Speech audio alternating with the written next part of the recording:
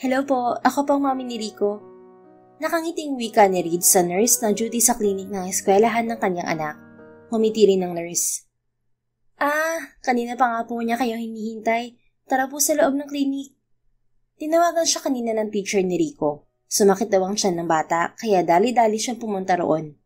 Mabuti na lang at mabait ang boss niya, kaya pinayagan siya nitong mag-out ng maaga. At isa pa ay naiintindihan nito ang sitwasyon niya bilang isang single mother. Nagtatrabaho siya bilang isang marketing assistant sa Palma Realty Corporation. Habang nagtatrabaho ay ang lola niya ang nag-aalaga sa anak niya. Pero kapag may emergency, siya ang tinatawagan ng teacher nito. Mama! Tawag ni Rico sa kanya nang makita siya nito. Agad naman niya itong nilapitan sa hiyagaan at niyakap. Kamusta ang pakiramdam mo, anak? Tanong niya habang sabo ang mukha nito. Ngumiti naman ito sa kanya ng matamis. Maayos na po pakiramdam ko, Mama. Pero po si Kelsey masakit po ang teeth niya. Napatingin siya sa batang babae na nakahiga sa kabilang kama. Mukhang kaedad lang to ni Rico. Maputi at matangos ang ilong nito. Nang tumingin to sa kanila ay napatitig siya sa mga mata ng batang babae. Parang pamilyar sa kanyang mga matang yon. Hi, Kelsey. Bati niya dito at binalingan ulit si Rico. Baka parating na rin ang guardian niya, anak. Uwi na tayo. Ang nurse na bahala sa kanya. Okay po, Mama. Bye, Kelsey. Bye, Rico. Kumuha ito sa kanila at bahagyang umiti. Halatang may dinaramdam to. Pagkatapos magpasalamat ni Reed sa nurse na umasikasa sa anak, inakay na niya si Rico palabas ng klinik. Subalit hindi pa sila tuluyang nakakalabas ng pinto nang merong lalaking humahangos papasok. At nabunggo siya nito. Mabuti na lang at nakahawak agad siya sa gilid ng pinto. Kung hindi, baka natumba na sila ng anak. Oops, I'm sorry. Natigilan si Reeds nang marinig ang pamilyar na tinig. Are you okay, Miss? Sis? Nagkagulatan sila ng lalaki nang makaharap sa isa't isa. Reeds? Kunot ang noong tanong ng lalaki. Pagkatapos ay lumipat ang tingin nito kay Rico kaya naalarma siya. Excuse me, nagmamadali kami. Pagkasabi nun ay binuhat niyang anak. Pakiramdam niya ay nanginginig ang kanyang mga tuhod. Ngunit pinilit niyang makaalis ng klinik. Reeds, sandali! Narinig niya ang pagtawag sa kanya ng lalaki. Mr. Infante, nariyan na po pala kayo. Kanina pa po kayong hinihintay ni Kelsey. Kahit nakalabas na ng klinik ay naulinigan pa rin niya ang sinabi ng nurse dito. Oh, Kelsey, narito na ako, sweetie. Narinig din niya pati ang mga naging tugon ng lalaki na walang iba kundi si Ken Infante, ang dating kasintahan ni Reeds at ang ama ng anak niyang si Rico. Hanggang makarating sa apartment na dinitirahan nila, hindi pa rin siya makapaniwala na muli niyang nakita si Ken. Mukhang may anak na rin para sila ng babaeng pinakasalan niya. Hindi niya napigilang sambit habang pinagmamasdan ang natutulog na anak. 5 taon na ang anak ni Reeds na si Rico at 6 na taon na ang nakararaan mula nang maghiwalay sila ng landas ng ama nito. Hindi niya pinaalam dito na nagdadalang tao siya noon at sinabi niya sa sarili na kahit kailan ay hindi malalaman ni Ken na nagkaanak sila. Anong gagawin ko ngayon? Magkaklase pa palang mga anak namin. Napahugot siya ng malalim na paghinga. Paano kapag nalaman niya na anak niya si Rico? Baka kunin niya sa akin ang anak ko. Napailing siya sa naisip. Natatakot siya sa posibleng mangyari. Hindi yun mangyayari. At saka may anak na naman siya. Siguro naman na hindi niya pag-iinteresan na kunin ang anak ko. Kumbinsin na lang ni Reed sa sarili. Samantala, malalim ang iniisip ni Ken habang nagmamaneho pa uwi ng bahay. Hindi pa rin siya makapaniwala na muling nakita si Reeds pagkalipas ng 6 na taon. Tito Ken? Saglit siyang napatingin sa kanyang pamangkin. Titig na titig ito sa kanya. Ano yun, sweetie? Tanong niyang muling ibinalik ang tingin sa daan. Dahil busy ang kapatid niya, nakiusap itong sunduin niya ang pamangkin na si Kelsey sa school.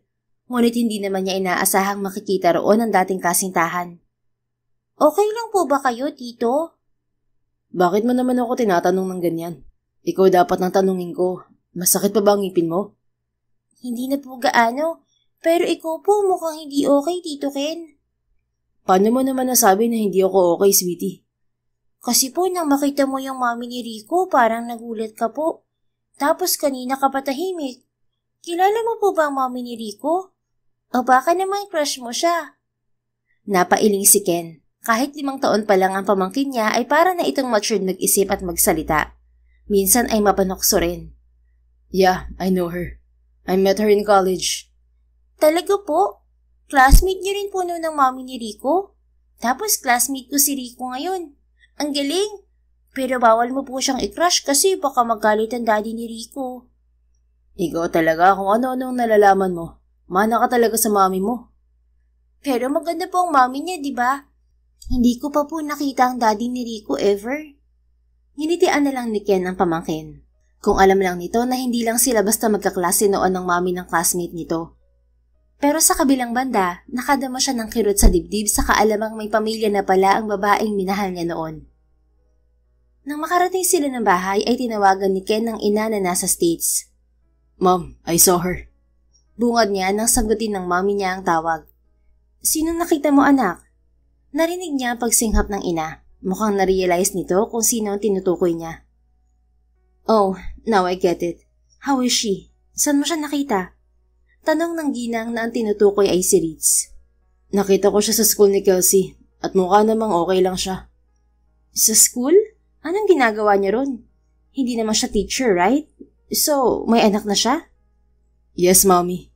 I saw her with a child, so I guess may asawa na po siya. I think I'm late. Hindi niya naitago sa boses ang panghihinayang. Dama naman yon ni Mrs. Infante. Alam nito na makalipas ang ilang taon ay mahal pa rin ng anak ang dating kasintahan. It should be, Mom. Kung hindi ko lang kinakailangan lumayo sa kanya noon. Kung hindi lang ako nagkasakit. Ako sana na pangasawa ni Ritz. Ako sana ang ama ng anak niya ngayon. Masaya sana kaming pamilya. Puno ng panghihinayang na Anya. Biglang nag-init ang sulok ng kanyang mga mata. Napabuntong hininga na lamang si Mrs. Infante sa kabilang linya. Hindi nito alam kung paano pagagaanin ang loob ng anak dahil alam nito na hindi siya naging masaya kahit gumaling na siya sa sakit na siyang naging dahilan ng paglayo niya noon kay Ritz. Maybe it's time for you to move on, anak. At least panatag ka na masaya na siya ngayon sa pamilya niya. Tanging nasambit ng ginang. I don't know, Mom. Masaya ako na malaman na masaya siya sa buhay niya ngayon. At okay siya. Pero hindi ko magawang maging masaya para sa sarili ko. The longing and my love for her is still there. How I wish I can hug her and ask her forgiveness. But I couldn't. This is all my fault. No, son. Wala kang kasalanan. Hindi mo ginustong nagkaroon ka ng malalang karamdaman. Gusto mo lang siya maging malaya at magpatuloy na wala ka. Please, Ken, anak. Huwag mong sisihin ang sarili mo. Habang mabigat ang dibdib at mahigpit na hawak ang telepono, ay hindi naman napigilan ni Ken ang sarili na maalala ang nakaraan. Ang huling pagkikita nila ni Ritz. Nakikipaghiwalay ka sa akin? Bakit, Ken? May nagawa ba ako? Nangingilid ang luha sa mga mata at sunod-sunod na tanong ni Ritz sa kanya. Sinadya niyang makipagkita sa dalaga sa paborito nilang restaurant upang tapusin na kung anong meron sila. Wala, Ritz. Pero ito ang makabubuti sa ating dalawa. Thank you and goodbye. Mag-iingat ka palagi at maging masaya. Tumayo na si Ken para umalis, pero hinawakan siya ni Ritz sa braso. Huwag mo naman gawin sa akin to, please. Umiiyak na pagsamo nito sa kanya. Naikuyom niya ang kamao. Hindi niya kaya na nakikitang nasasaktan ang babaeng pinakamamahal. Ngunit kailangan niya itong gawin. I'm so sorry, Ritz. Pero buo na ang desisyon ko at hindi na ito magbabago pa. Kahit halos manikip ang dibdib ay nagawa niyang alisin ang kamay nito sa braso niya at iwan doon sa restaurant. Naipikit ni Ken ng madiin ang mga mata habang palabas ng gusali. Dinig na dinig niya kasi ang paghagulgol ni Ritz. Hindi nito iniinda ang mga tao sa paligid dahil sa ginawa niya rito. Nanghihina na naiktukod niya ang mga kamay sa hood ng kotse nang marating niya ang parking area. Ken, anak! Nag-aalala na mabilis siyang dinaluhan ng mami niya. Sumama ito para masiguro na magiging ayos lang siya. I hurt her, Mom. Nasaktan ko ang babaeng pinakamamahal ko. Umiiyak na yumakap siya sa ina. Let's get inside the car. Hindi ko pwedeng makita ni Ritz na nagkakaganyan. Inakay siya ng mami niya papasok sa loob ng kotse. Hanggang makauwi sila ng bahay ay umiiyak pa rin si Ken. Hindi niya matanggap ang mga nangyari. Bakit sa akin pa nangyari to, Mami? Naging mabuti naman akong tao. Wala nang naging kami ni Ritz. Nagbago na ako. Nanghingi pa ako ng tawad sa mga babaeng nasaktan ko. Kaya bakit ako pa nagkaroon ng ganitong sakit? Pagsubok lang to, anak. Lalaban tayo, okay? Pupunta tayo sa ibang bansa para manghingi ng second opinion sa mga doktor doon. Para saan pa? May taning na ang buhay ko. Wala na tayong magagawa kahit magpa-second opinion pa tayo, Mommy. Si Ken Infante ay varsity player sa university na pinapasukan nila ng nobyang si Reed sa Laguna. Dati siyang playboy. Ngunit nang makilala niya ang dalaga ay nagbago siya. Hanggang mapasagot niya ito. Graduating na siya sa kursong business management nang mag-diagnose siya sa sakit na stage 4 liver cancer.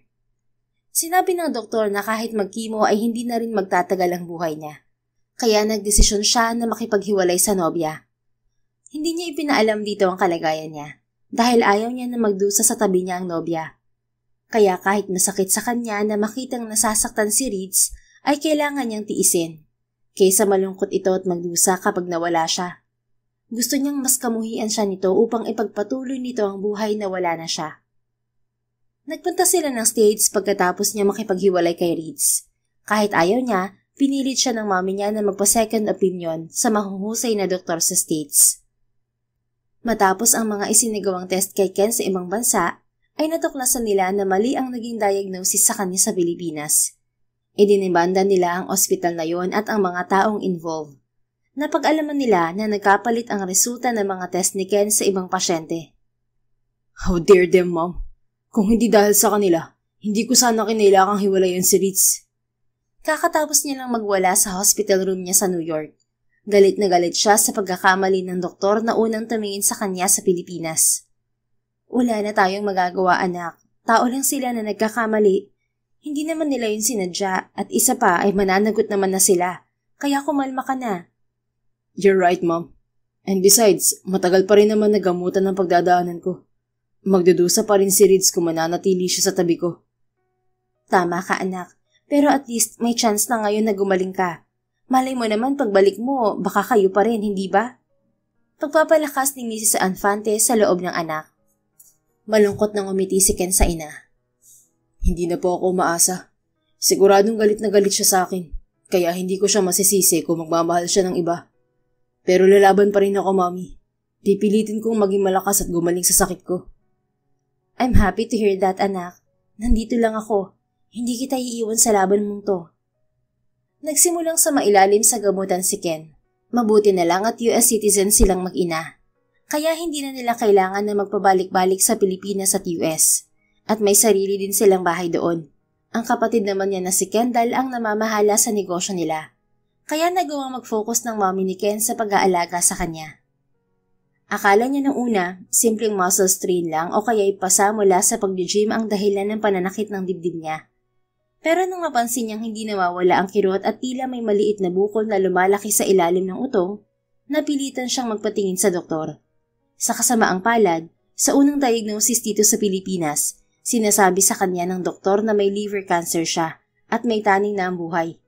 Ngunit hindi pala yun ang totoo. Makalipas ang ilang pagsusuri at second opinion mula sa ibang espesyalista sa Amerika, napatunayang stage 1 breast cancer pala ang tunay niyang karamdaman. Isang napakabihirang kondisyon para sa isang lalaki.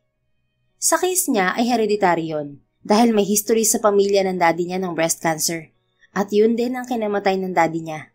Hindi niya akalain na mamamana niya ang parehong sakit. Ngunit sa kabutihang palad, maaga itong na-detect. Kaya ayon sa doktor, malaki ang posibilidad na siya'y tuluyang gumaling. Sa lalong madaling panahon ay nagpa-opera siya, ngunit nanlumo siya sa ibinalita ng ina. Kailangan mo sa mailalim sa chemotherapy, anak, dahil hindi natanggal ang lahat ng cancer cell sa surgery. Malungkot na imporma ni Mrs. Infante sa anak. Hindi pa rin po pala ako makakalabas sa ospital, Mommy. Pwede na tayong umuwi sa bahay, bali magiging outpatient chemo ka, anak. Gaano po katagal ako magkikimo? Ang sabi ng doktor, pwede daw abutin ng 6 months to 1 year. Napapikit siya sa narinig. Matagal-tagal din po pala. Malungkot nang umiti ang mami niya sa kaginagapang kamay niya. Yes, anak. Kaya kailangan mong tatagan ng loob mo. Malalampasan mo rin to. After this battle, hahayaan kitang ayusin mo ang sa inyo ni Reeds, okay? But for now, focus ka muna sa pagpapagaling mo. Thank you, Mommy. Alam ko na pagod ka na rin sa akin. Pero hindi mo yun pinapakita at pinaparamdam sa akin. Kaya huwag ka ring mapapagod na lumaban, okay? Sinapo nito ang kanyang pisngi. Yes, Mommy. Lalaban po ako para sa'yo. Para sa inyo. Yumakap siya sa ina. During his chemotherapy, halos bumigay ang katawan ni Ken na parang gusto na lang niyang sukuan ng mabuhay. Pero nang makapag-adjust na ang katawan niya sa gamutan ay hindi na siya gaanong nahirapan. Nakatulong din ang pagiging atleta niya dahil malakas ang pain tolerance niya. Pagkatapos ng chemotherapy, kinailangan niyang sumailalim sa short-term physical examinations. Sa simula, tuwing 3 buwan ang schedule ng follow-up check-ups. Kalaunan ay naging tuwing ika-6 na buwan sa loob ng 5 taon. Sa panahong yon, sinubukan ni Ken na mamuhay ng normal sa Amerika. Sa tulong ng kanyang ina at ibang matalik na kaibigan na nakabase doon, nagawa niyang makabangon, hindi lang sa sakit, kundi pati sa buhay. Sa tulong ng mga investors at partners, naitayo niya ang international branch ng kanilang food delivery business at kasabay ng kanyang tuluyang paggaling, sabay ring sumigla ang bagong direksyon ng kanilang negosyo. Pero sa kabila ng tagumpay ay hindi siya masaya dahil kahit ilang taon na lumipas ay hindi nawala sa puso at isipan niya ang kasintahan na nasaktan at naiwan. Pagkatapos niyang balikan ang nakaraan at rason ng pagkakasira nila ni Ritz, nagpaalam na siya sa kanyang ina upang makapagpahinga na rin to. Kinaumagahan, agad niyang kinausap ang nakababatang kapatid na si Kendall, ang ina ng kanyang pamangkin. Mula nang bumalik sila ng Pilipinas, sa Manila na sila ninirahan para malapit sa kanilang mga opisina. Hindi naman niya akalain na lumipat na rin pala sa Manila si Ritz. What? Ikaw maghahatid kay Kelsey, kuya? Wala ka pang gagawin? How about the video conference? Sunod-sunod at nagtatakang tanong ni Kendall sa kanya. I rescheduled it. Sige na, pumasok ka na sa opisina. Ako nang bahala sa pamangkin ko. Sigurado ka, kuya? Oo nga. Go, umalis ka na. Halos ipagtulakan niya na ito palabas ng bahay. Okay, fine. Naalis na. Mag-iingat kayo, ha? Ikaw din, mag-iingat ka. Kinawayan niya ang kapatid. Pagkaalis nito, maya-maya ay umalis na rin siya at si Kelsey. Nagpresenta siya na ihatid ang bata sa eskwelahan dahil nagbabaka sakali siya na makitang muli si Ritz. Salamat po sa paghatid, tito. Kumakaway na paalam sa kanya ni Kelsey nang makarating sila sa eskwelahan. You're welcome. Mag-aaral ka mabuti, ha? Bilin niya sa pamangkin. Yes po, tito. Wait, hindi pa po ba kayo aalis? Yes, dito lang muna ako. Wala naman akong gagawin eh. Hihintayin na kita. 2 hours lang naman ang klase mo eh. Sige na, baka malate ka. Okay po. Pagkapasok ng pamangkin sa classroom nito, naupo si Ken sa bench na malapit doon. Balak niyang hintayin kung ihahatid o susunduin ni Ritz ang anak nito. Pero hanggang mag-uwian ng mga bata, ay hindi dumating ang dating kasintahan. Tito! Tawag kay Ken ng pamangkin habang tumatakbo ito papunta sa kanya. Hey, careful! Bakit ka tumatakbo? Tanong niya rito. Si Rico po kasi ang init niya, tapos nagsuka po siya kanina. Nangingilid ang luha sa mga mata na tugon sa kanya ng pamangkin. Hindi maipaliwanag ni Ken pero biglang sumikdo ang dibdib niya sa narinig. Halika po dito, tulungan mo po si teacher, dalhin natin siya sa ospital. Hinila ni Kelsey ang kamay niya, kinakabahan na napatakbo na rin siya papunta sa classroom nito. Pagdating doon ay nakita niya na inaasikaso ng teacher na si Mrs. Cruz ang bata. What's happening to him? Tanong niya dito. Mr. Infante, nilalagnat po kasi si Rico, tapos bigla na lang siyang nagsuka. Hindi naman po sinasagot ng mami niya ang tawag, pero nag-send na po ako sa kanya ng message. Kaya lang, hindi ko alam kung paano dadalhin sa ospital si Rico. Kailangan ko ding asikasuhin ng mga kaklase niya na wala pang sundo. Busy rin ang mga co-teachers ko sa mga estudyante nila. Mahaba at natatarantang salaysay ni Mrs. Cruz. Karga nito si Rico at inaalo dahil umiiyak na ito. Ako na magdadala sa kanya sa ospital. Pakisabi na lang sa mami niya na sumunod na lang dun. Voluntaryo niya saka kinuha ang bata mula sa teacher nito. Sigurado po kayo? Yes, Mrs. Cruz. It's an emergency. I'll take him to the hospital now. And Kelsey too, isasama namin para hindi ka na masyadong mag-alala at magduda. Anya nang mabasa ang alinlangan sa mga mata ng guro. Sige po, Mr. Infante. Salamat po. Pipilitin ko rin pong makasunod doon pagkatapos kong asikasuhin ng mga bata. No worries, ma'am. Let's go. Bring his bag. Bili niya sa pamangkin. Tumalima naman ito. Halos takbuhin ni Ken ang parking lot. Pagkabukas niya sa kotse, isinakay niya sa harapan si Rico at kinabitan ng seatbelt. Pagkatapos ay ang pamangkin naman ang kinabitan niya ng seatbelt sa backseat. Hold on, young man, okay? Dadalhin ka namin sa ospital. Nginitian niya ito bago binuhay ang makina ng kotse at nagmaneho. Habang nagmamaneho papunta sa ospital, hindi niya mapigilan na lingunin si Rico. Inaapoy ito ng lagnat. Mabuti na lang at hindi na ito nagsusukat umiiyak. Nakapikit ito at halatang may iniinda. Why is she not answering the teacher's call? Hindi niya napigilan ng sarili na ibulalas ang tanong na yon, na ang tinutukoy ay si Ritz. Maybe Rico's mom is busy with her work, Tito. Ani Kelsey. Natingnan niya ang pamangkin mula sa rearview mirror. Narinig pala siya nito. How about his dad? You said hindi mo pa nakita ang tatay niya, di ba? Curious na tanong niya. Ay, sabi po ni Rico kanina noon okay pa siya. Wala daw po pala siyang daddy. Ang lola at mama niya lang po kasama niya sa bahay. Natigilan si Ken sa nalaman. So wala siyang asawa? Does somebody hurt her and abandon her and the child? Ana sa isipan na ang tinutukoy ay si Ritz. I see.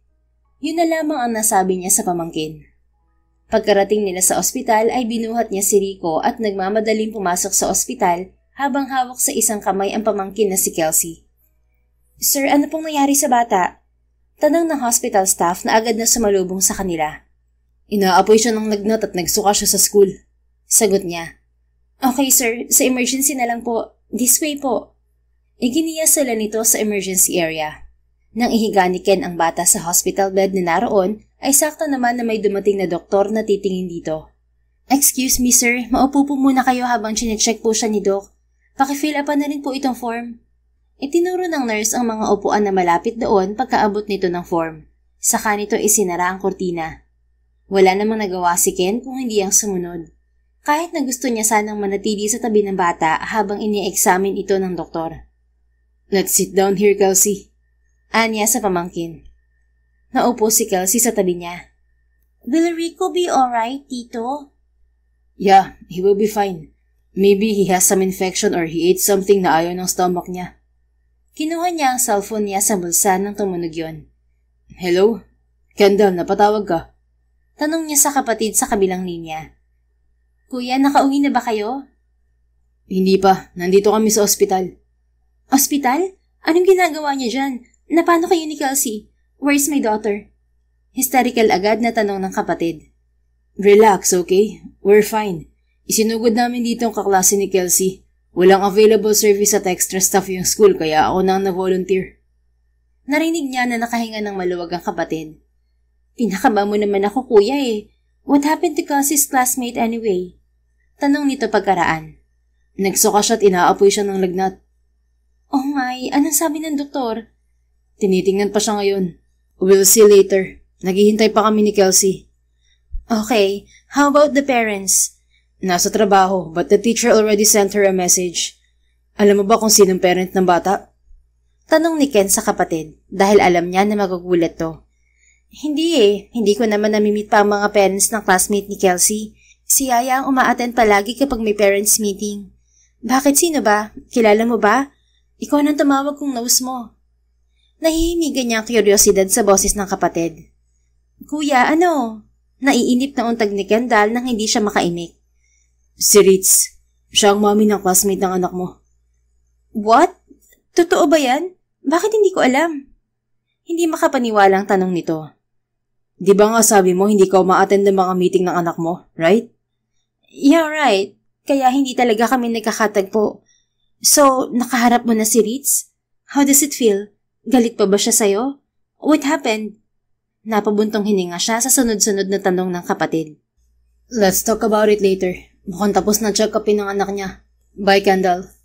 Paalam niya sa kapatid, saka tinapos ang tawag at nilapitan ng doktor. Dok, ano pong findings? Ikaw po ba ang ama ng bata? Natigilan si Ken sa tanong na yon. Sir? Pukaw sa kanya ng doktor. I'm sorry, Doc. Hindi po ako ang ama ng bata. Kaklase siya ng pamangkin ko. Sabay baling niya sa pamangkin na si Kelsey. Napatango naman ang doktor na si Dr. Marquez. I see. I need to talk to the parents. We're still going to conduct a test. But based on my observation ay may appendicitis ang bata. At kapag nakumpirma yun ay kailangan siyang maoperahan within 24 hours. Paliwanag nito. Gawin niyo na kung anong dapat gawin. Parating naman na sigurong mami niya. Pwede ba naming makita si Rico? Sure, he's sleeping right now. Pinainom na namin siya ng gamot sa lagnat at antibiotic. Kapag namating ang parents niya, pakisabi na fill upan na lang po ang patient's form at puntahan ako para ma-explain ko ang tungkol sa sakit ng anak nila. Dili ng doktor. Tanging pangalan lang kasi ni Rico at edad ang naisulat niya doon sa form. Okay, Doc. Salamat. Anya dito. Pagkaalis ng doktor ay tinungo nila si Rico. Is he okay now, Tito? Tanong ni Kelsey sa kanya nang malapitan ang bata na natutulog. Sasagutin niya na sana ang tanong ng pamangkin nang mapatingin siya sa braso ni Rico. Huh? Natigilan siya nang matitigang mabuti ang balat doon ng bata. Kaparehong-kapareho kasi yun ang balat niya. Hahawakan niya sana ang balat nito sa braso nang biglang may humawi sa kortinang nagsisilbing harang sa ibang pasyente doon sa emergency room. Rico anak, Diyos ko anong... Napahinto ang halatang nagulat na si Reeds nang makita siya nito. Ken? Ilang segundong natulala si Ken kay Reeds. Natauhan lamang ito nang maramdaman ang paghila ng pamangkin sa laylayan ng damit niya. Nagmamadali namang nilapitan ni Reeds ang natutulog na anak. Salamat sa pagdala sa anak ko dito sa ospital. Anong sabi ng doktor? Hindi tumitingin sa lalaki na tanong niya. May appendicitis siya, sabi ng doktor. At kailangan siyang maoperahan kaagad. You should talk to the doctor. Anito na hindi inaalis ang tingin sa kanya. Ilang na ilang tuloy siya. Okay, excuse me. Nagmamadali siyang umalis doon para kausapin ng doktor ng anak niya. Hindi rin niya matagalan na makasama sa iisang lugar si Ken. Pagkatapos makausap ni Reeds ang doktor ay kaagad na isinagawa ang operasyon sa anak niya. Matapos makumpirma sa mga isinagawang lab test na appendicitis nga ang dahilan ng pagsakit ng tiyan, pagsusuka at lagnat ng bata. Ha, nandito ka pa rin? Hindi niya akalain na naroon pa rin si Ken. Halos maghahating gabi na rin kasi nang bumalik siya. Pagkatapos makausap ang doktor ay wala na ito at si Kelsey. Ibinilin lang nito sa nurse si Rico, kaya akala niya ay umuwi na ito. Inihatid ko lang sandali sa bahay ang pamangkin ko. Pagkatapos ay bumalik ulit ako dito. Tugon nito. Pamangkin mo lang si Kelsey? Hindi niya napigilang itanong. Yeah, pamangkin ko siya. Kumusta na si Rico? Natigilan siya. Ilang segundo siyang napatitig sa mukha ni Ken. At bigla siyang kinabahan. As much as possible ay ayaw ni Reeds na nasa paligid ito ng anak niya dahil natatakot siya na malaman nito ang totoo. Kung hindi lang ang lalaki ang nagdala sa anak niya sa ospital ay baka napalayas na niya ito. It's been 6 years at sa ganitong sitwasyon pa sila nakita. Inooperahan ng anak ko. Pwede ka nang umuwi. Salamat ulit sa pagdala sa kanya dito sa ospital. Sabay iwas niya ng tingin. Nihintayin ko matapos ang operasyon ni Rico. Hindi na kailangan. Ako na bahala sa anak ko. Makakaalis ka na. Susunod naman dito si Lola. Kamusta pala si Lola Esme? Matagal na ba kayo dito sa Manila? Okay lang siya. Malakas na malakas pa. Oo, matagal na kami dito. Bakit ba ang dami mong tanong? Ikaw nga hindi ko tinatanong. Umuwi ka na, baka may trabaho ka pa bukas. But I insist on staying. Hindi ako mapapakali sa bahay hanggat hindi ko nalalaman na okay na siya. Naihilamos ni Reed sa muka ang mga palad niya. Wala na siyang nagawa. Dalawa silang naghintay na matapos ang operasyon kay Rico. Pero hindi nag-uusap ang dalawa. Nagpapakiramdaman lang. Nang lumabas ang doktor mula sa operating room ay sabay pa silang napatayo. Kaya nagkatinginan ng dalawa. Doc, kamusta po ang anak ko? Kinakabahan na tanong ni Reeds. Ngumiti ang doktor. Okay na siya, misis. Ililipat na siya mamaya sa ICU para sa recovery niya. Mabuti na lang at naagapan kaya hindi nanganib ang buhay ng bata. Maiwan ko muna kayo. Salamat po, Doc. Nakahinga siya ng maluwag sa narinig. Pagkaupo niya ulit sa bench ay napalingon siya kay Ken. You heard it. Okay na sa Rico. Pwede ka nang umalis. Maraming salamat sa pagdala sa kanya dito sa ospital. Ilang segundo muna itong tumitig sa kanya bago ito magsalita. Okay, aalis na ako. Parang nabunutan ng tinik sa lalamunan si Reeds nang makita na naglalakad na si Ken paalis. Napasandal siya at napapikit sa pagod. Galing pa siya sa site visit sa isang project ng kumpanya nila nang malaman niya ang nangyari sa anak niya. Kaya doon na siya dumiretso sa ospital. Ilang minuto rin siya sa ganoong posisyon nang tumunog ang tiyan niya. Hindi pa pala ako kumakain. Napahawak siya sa tiyan. Ha? Nagtaka siya nang maramdaman na may tao sa harapan niya. Hindi ka pa siguro kumakain, Ritz, kaya naisip ko na bilhan ka muna nito bago ako umuwi. Napakurap-kurap siya kay Ken. Inaabot nito sa kanya ang paper bag mula sa kilalang restaurant. Bakit nag-abala ka pa? May pagkain naman sa labas ng ospital. Doon na lang ako kakain. Iuwi mo na lang yan. Ibinaling niya sa ibang direksyon ang paningin. Kainin mo na to. Aalis na talaga ako. Nginitian siya ni Ken. Kinuha nito ang kamay niya para ilagay doon ang paper bag. Saka ito muling naglakad paalis. Ay, hindi pa rin siya nagbabago. Matigas pa rin ang ulo niya. Siguro naman hindi na siya babalik. Hinintay niya munang makalayo ng tuluyan ng lalaki. Sa kanya tiningnan ang laman ng paper bag. At napamaang siya nang makita niya ang laman nun. Alam pa rin niya ang paborito kong pagkain. Naiiling na inumpisahan niya ng kainin yon dahil na rin sa gutom. Dahil magmamadaling araw na, kinabukasan na lang pinapunta ng ospital ni Ritz ang lola niya para magbantay kay Rico. Kailangan niyang mag-report sa opisina nila. Kaya kahit halos wala pang tulog ay umuwi lang siya saglit para magpalit ng damit pagkatapos ay pumasok na siya sa opisina. Kamusta naman ang inaanak ko? Kailan ang labas niya? Usisa kay Ritz ng kaibigan at kasamahan sa trabaho na si Myla.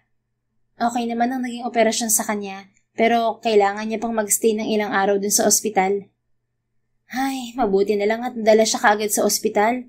Kawawa naman si baby boy. Kaya nga nagilty nga ako. Pakiramdam ko na pabayaan ko siya. Hindi ko alam na meron na pala siyang appendicitis. Akala ko normal lang na pagsakit ng tiyan yung nararanasan niya nung nakaraang araw.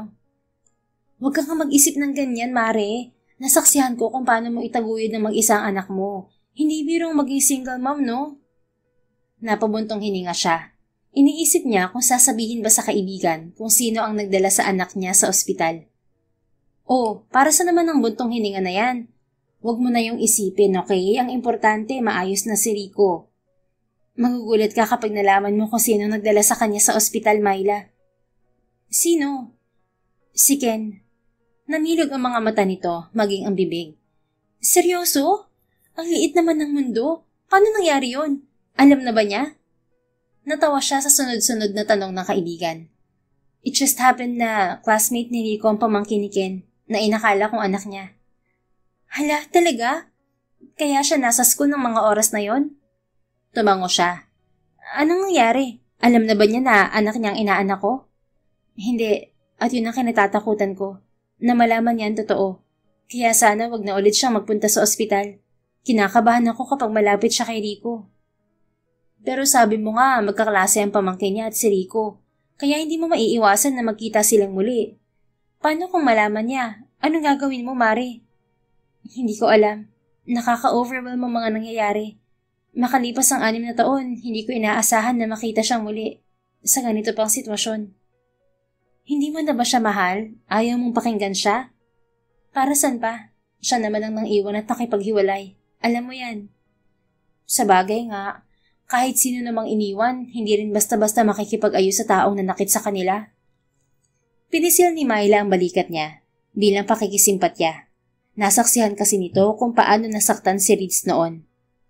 Pagka-out ni Ritz sa trabaho ay dumaan muna siya sa apartment nila para magpalit ng damit at kumuha ng ilang panggamit ng bata. Pagkarating niya sa ospital, ang lola naman niya ang pinauwi niya upang makapagpahinga to. Mag-iingat po kayo sa pag-uwi, Lola. Bilin niya kay Lola Esmeralda. Huwag mo akong alalahanin, Apo. Malakas pa ako at malinaw pa ang mata ko. Kayang-kaya ko magbiyahe mag-isa. Anito. Napangiti na lang siya dito. Sa edad na 68 ay malakas pa nga ang kanyang Lola Esmeralda na ipinagpapasalamat niya. Hindi rin ganoon kalayo ang ospital na kinaroroonan nila sa tinutuluyan nilang apartment. Oo na po. Basta mag-iingat pa rin po kayo. Tumawag po kayo agad sa akin pagkarating niyo sa atin o kung kailangan niyo ng tulong. Maraming salamat po talaga, Lola. Niyakap niya ito at hinalikan sa pisngi. Asus, naglalambing pa ang batang are. Pag-uwi ko ng bahay, ipagluluto kita ng pambaon mo bukas. Salamat po, Lola. Pero wag na po kayo magpagod masyado. Magpahinga na lang kayo pagka-uwi niyo ng bahay. May pagkain naman tayo sa ref. Yun na lang ang iinit niyo at kainin para hindi kayo mapagod. O siya, sige, aalis na ako. Pagkatapos nitong halikan sa noo si Rico na natutulog ay umalis na si Lola Esmeralda. Nang sila na lang ng anak ang naroon ay nangingiting pinagmasdan ni Ritz ang anak. Hinaplos niya ang pisngi nito. Magpagaling ka anak, mabawi sa'yo ang mama paglabas mo ng ospital. Masuyong sambit niya. Aminado kasi siya na naging busy siya sa trabaho nitong mga nakaraang linggo. May malaking project kasi ang kumpanya nila ngayon, kaya madalas siyang overtime. Kapag weekend naman ay may tinatapos pa rin siyang paperwork sa bahay. Napangiti si Ritz ng mapait. Hindi niya mapigilan na isipin na kung hindi lang sana siya naging solo parent, hindi sana ganito ang mangyayari. Marami sana siyang oras sa anak niya. Sinubukan niyang magnegosyo noon pero walang nangyari. Naubos lang ang natira sa pera na ibinigay sa kanya ng mami ni Ken. Naalala niya tuloy bigla kung paano niya nilunok ang pride nang tanggapin ang chequeng ibinigay sa kanya ni Mrs. Infante. Sige na po, tita. Hayaan niyo po ako makausap si Ken. Please, baka nabibigla lang po siya sa desisyon niya. Kung may problema po si Ken ay handa ko naman po siyang damayan eh. Hindi yung ganito. Hindi ko po matanggap na sa hiwalayan ng mauuwi ang relasyon namin. Isa pa, may dapat siyang malaman. Mahabang pakiusap niya sa ina ng nobyo na si Mrs. Infante. Pumunta siya sa bahay ng mga ito. Pagkatapos ng naging pag-uusap nila ni Ken at pakikipaghiwalay nito, nalaman niya na nagdadalang tao siya. Kaya naisip niya na baka magbago ang isip ng nobyo. Pasensya na iha pero wala na kayong dapat pag-usapan pa ng anak ko. Po, pero may sasabihin po ako sa kanya tita. At saka hindi ko talaga maintindihan kung bakit bigla na lang siya nakipaghiwalay sa akin. Please papasukin niyo po ako. Pagsusumamo niya sa ginang. Hindi man lang kasi siya nito pinapasok. Sa gate lang siya nito kinausap. Mabait sa kanya ang ginang pati ang kapatid ni Ken. Kaya nagtataka rin siya na sa isang iglap ay tila ba ayaw na ng mga ito sa kanya. Napabuntong hininga si Mrs. Infante bago ito muling nagsalita. Hindi na kayo magkakabalikan ng anak ko dahil ikakasal na siya, Ritz. Umuwi ka na. Parang bombang sumabog sa pandinig ng dalaga ang narinig. Ano po? Nangingilid ang luha at hindi makapaniwalang tanong niya. I'm sorry, Ritz, pero ikakasal na si Ken sa babae na pinagkasundo ko sa kanya. Kaya mas makabubuting maghiwalay na lang kayo. And I'm willing to pay you. Tigilan mo lang ang anak ko. Here, blank check to. Ikaw nang bahala kung magkano gusto mong halaga. Basta kalimutan mo ng anak ko. Napatitig siya sa cheque na inabot nito sa kanya. Habang nakatingin doon ay pasimple siyang napahawak sa kanyang tiyan. Umalis ka na, Ritz. Marami pa akong gagawin. I'm sorry. Ani Mrs. Infante bago ito pumasok sa gate at nagmamadaling isinara yun. Ani mo ayaw talaga siyang papasukin. Napatawa siya ng mapakla. So, ito ang kapalit ng ilang taon naming relasyon ng lalaking yun? Bibigyan nila ako ng cheque para hindi na ako maghabol sa kanya? At ano, magpapakasal siya sa iba? Habang ako, heto, luhaan at problemado sa dinadala ko. Pinahid niya ang mga luhang naglalandas na pala sa pisngi niya. Mukhang wala na tayong magagawa, anak. Nakapagpasya na ang ama mo. Tatanggapin ko ang chequeng ibinigay nila, pero hindi nila malalaman ang tungkol sa'yo. Bubuhayin kita at hindi ka maghahanap ng ama, dahil bubusugin kita ng pagmamahal, anak. Hindi natin kailangan ng tatay mo.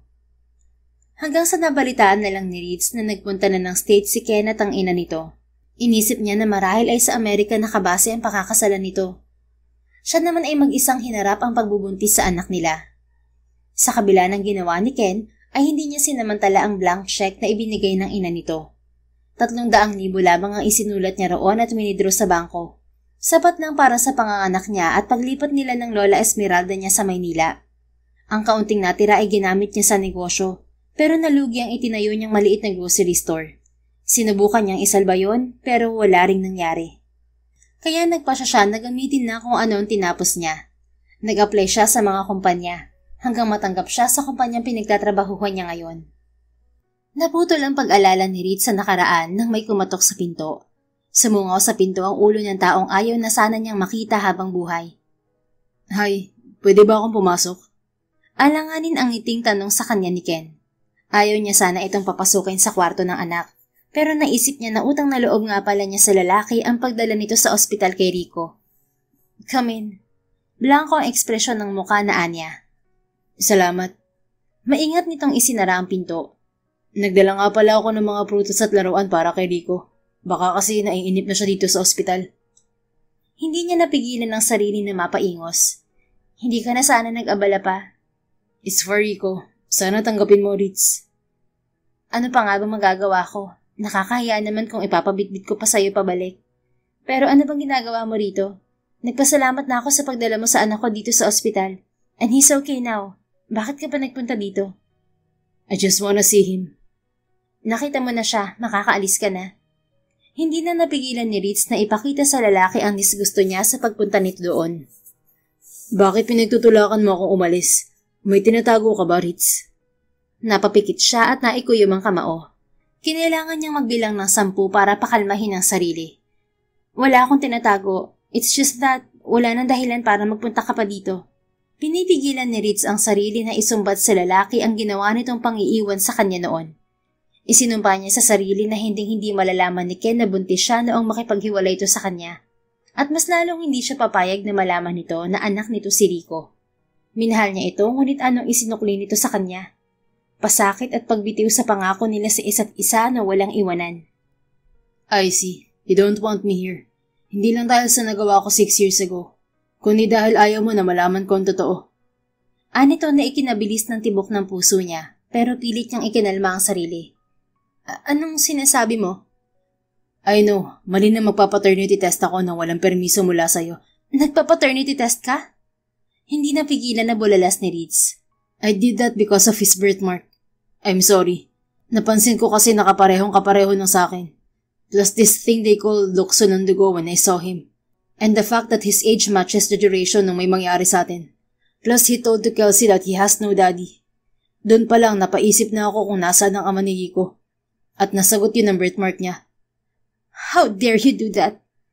Nangingilid ang luhang tanong niya.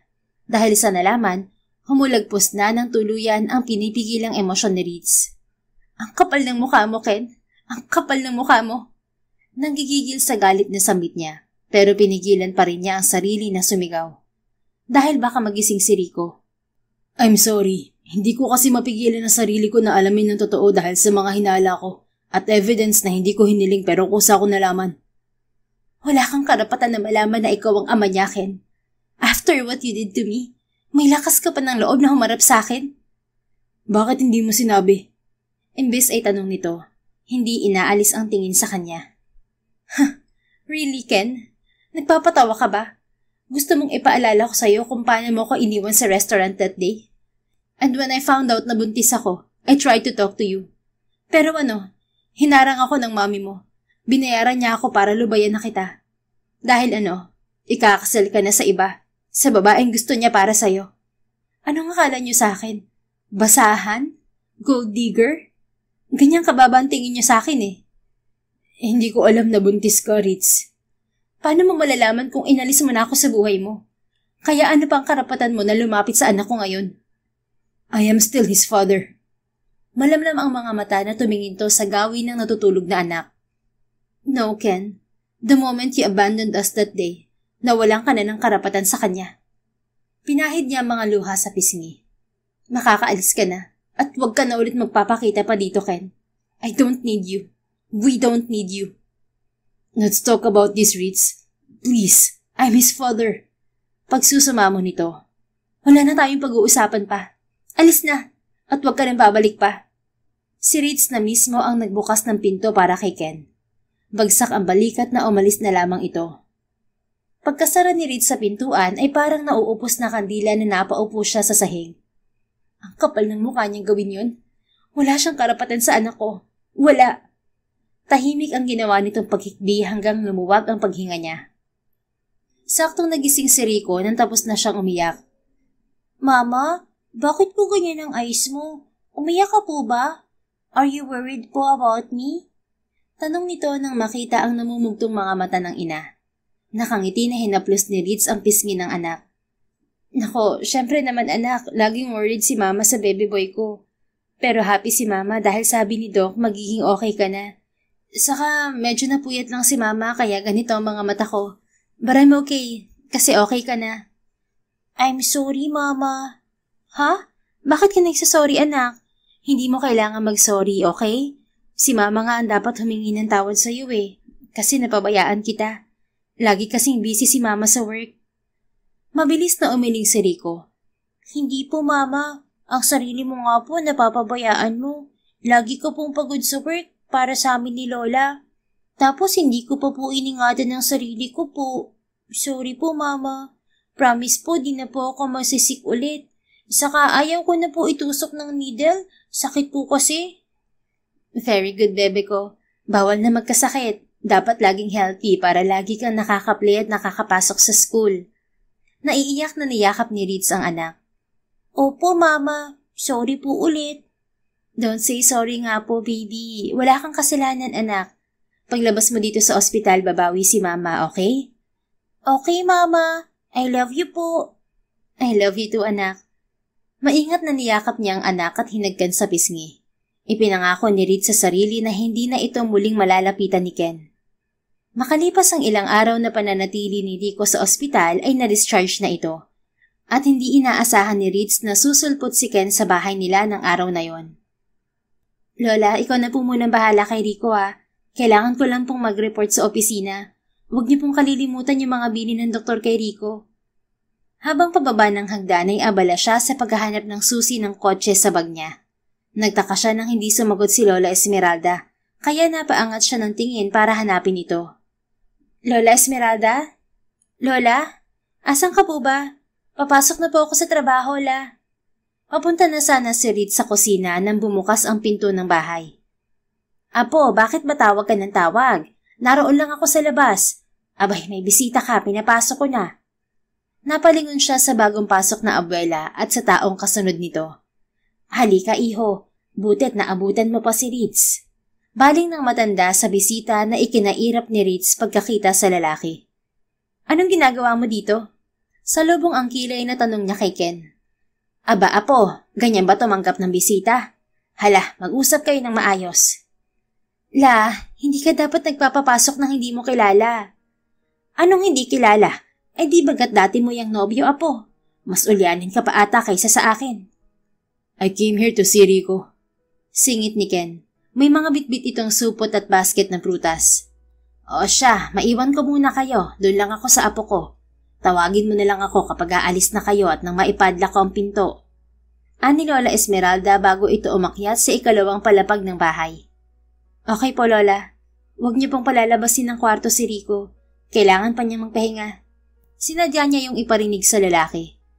May mga dala ako para kay Rico, Ritz. Itinaas nito ang mga dala para ipakita sa kanya. Hindi niya yan kailangan. Napalaki ko siya na wala ka. Hindi ka kailangan ng anak ko. Paano mo nalaman ang bahay namin? Nalaman ko sa ospital. Gumawa ako ng paraan na ibigay nila ang address mo. Kailangan ni Rico ng ama. Kailangan ako ng anak ko, Ritz. Big word. Coming from someone na nang iwan noon? At saka alam ba ng asawa mo tong ginagawa mo? Wala ba kayong anak? Kaya nagkahabol ka sa anak ko? Wala akong asawa. Natigilan si Ritz sa narinig. So, sinabi lang ng mami mo yun dati para palayuin ako sa'yo? Ganon kayo ka-eager na dispatchahin ako sa buhay mo? Willing kayo na bayaran ako ng malaking halaga just to get rid of me? Ganon ba kabasura ang tingin niyo sa akin? Hindi niya naitago ang sakit sa boses niya. No, hindi yun ganon. Sinubukan siyang hawakan nito pero iniiwas niya ang sarili. Ganon yun, Ken. Kaya wala ka ng karapatan na lumapit pa sa akin ngayon. Lalo na sa anak ko. Kaya makakaalis ka na. At huwag ka nang babalik dito kung ayaw mo mag-file ako ng restraining order against you. Banta niya. Nakita niya ang pagdaan ng sakit sa ekspresyon ng mukha nito. Hindi mo pwedeng gawin sa akin yan, Ritz. Ha? At bakit naman hindi? Ako pa rin ang ama ni Rico. And I have reasons kung bakit ko yun ginawa noon. Please hear me out bago mo ako itaboy sa buhay niyo. I don't care about your reasons. Tapos na tayo. Period. Please give me a chance na makasama ang anak ko, Ritz. Hayaan mo na makabawi ako sa kanya. Sa inyong dalawa. Pakiusap ni Ken sa kabila ng nakikitang katigasan ni Ritz. Wala kang karapatan na humingi ng chance pagkatapos ng ginawa mo noon. Umalis ka na sabi. Bakit ba ang kulit mo? Please, Ritz. Hear me out first. Ha? Bakit? Pinakinggan ba ako ng mami mo noon? Sinubukan kong kausapin ka at sabihin sa'yo na magkakaanak na tayo. Baka sakaling magbago ang isip mo. Pero anong ginawa niya? Pinagtabuyan niya ako. Binigyan niya ako ng tseke para tigilan na kita. Ang bait ko pa nga eh. Hindi ko nilustay ang pera niyo sa totoo lang. Kung hindi namin kailangan ni baby noon ng pera, never kong tatanggapin ng pera nyo. Nilunok ko ang pride ko noon dahil sa anak ko. Kung isusumbot mo sa akin ang 300K na yon, huwag ka mag-alala, babayaran ko. Tigilan mo na lang ako. Pinahid niya ng palad ang mga luha na hindi niya namalaya na naglandas na pala sa pisngi niya. Hindi ako narito para maningil, Ritz. Wala akong pakialam sa pera. Dapat nga milyon-milyon pa ang kinuha mo noon para sa anak natin. And I don't care. We don't care. Narito ako para sa inyo ng anak natin. Hayaan mo na bumawi kami ngayon sa nagawa namin noon sa'yo. Bumawi? Sa tingin mo mabubura ng pagbawi mo ang nakaraan? Oo, marry me. Napamaang si Ritz sa narinig. Pakiwari niya ay nabingi siya. Ano? I said marry me. Nagpapatawa ka ba o nahihibang ka na? I'm serious, Ritz. I want to marry you. Funny. Stop acting na parang walang nangyari, Ken. Lalo mo lang dinadagdagan ng galit ko sa'yo. Seryoso ako. I want to marry you para makasama ko kayo ng anak ko. Please let me be with you and our son. Pagsusuma mo sa kanya nito. Ritz laughed without humor. Nababaliw ka na ba? Pagkatapos na ginawa mong pangiiwan sa akin noon, sa tingin mo papayag ako magpakasal sa gaya mong duwag at mamas boy? Alam mo, madami ako na-realize mula nang maghiwalay tayo. Hindi pala sapat na mahal mo lang ang isang tao. Dapat pala, pinipili ka rin niya. Hindi yung mahal ka nga, pero inuuna pa rin ng nanay niya. Ang pride niya, ang sarili niya. At alam mo kung anong mas masakit? Yung ako pa yung nagmamakaawa sa'yo noon. Yung ako pa yung hindi pinili kahit ako yung nandyan. So no, hindi lang to simpleng sugat, Ken. Ito yung klase ng sakit na hindi kayang gamutin ng sorry o singsing. That's why I'm asking you to give me a chance. Pinagsisisihan ko ng ginawa ko noon. Hindi ako masaya sa desisyong yun. But I have reasons why I did those. Nangyari na yon. Nasaktan mo na ako. Kaya wala kang karapatan na basta nalang bumalik sa buhay namin at yayain ako magpakasal. Umalis ka na, may trabaho pa ako. Pinagtulakan na niya ito palabas ng pinto. Pakinggan mo muna naman ako, please. Hayaan mo muna ako magpaliwanag. No, huli na ang paliwanag mo. It's been 6 years, Ken. Umalis ka na. Mabilis niyang isinara ang pinto nang tuluyan niya itong maitulak palabas. Ritz, open the door. Pakinggan mo muna ako, please. Ritz! Sigaw ni Ken habang kinakalampag ang pinto ng apartment nila. Ngunit hindi yun pinakinggan ni Ritz. Nagtakip siya ng tenga habang nakasandal sa nakasaradong pintuan. Nang mayroong kapitbahay na nagreklamo ay tumigil na sa pag-iingay si Ken at umalis na rin sa wakas kaya nakahinga siya.